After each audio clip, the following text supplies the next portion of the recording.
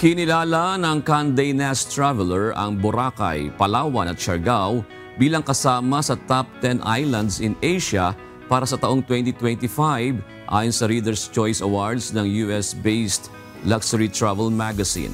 Nakamit ng Boracay ang ika-4 na pwesto na sinundan ng Palawan sa ika-5 pwesto at ng Siargao sa ika-7 pwesto batay sa boto ng mahigit 700,000 global travelers.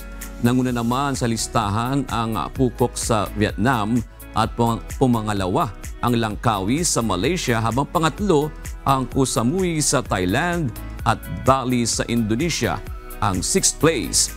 Kasama din ang Andaman Islands sa India, Phuket at Phi Phi Islands sa Thailand sa hanay ng mga kinilalang destinasyon.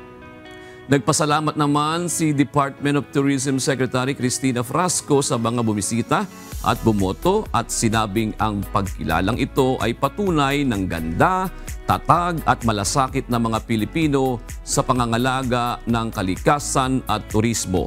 Dagdag pa ni Frasco, ang pagkakasama ng mga naturang isla sa listahan ay patunay ng tagumpay ng kampanyang Love the Philippines at panawagan sa lahat ng travelers na itaguyod ang responsableng turismo upang mapanatiling buhay at likas ang kagandahan ng bansa.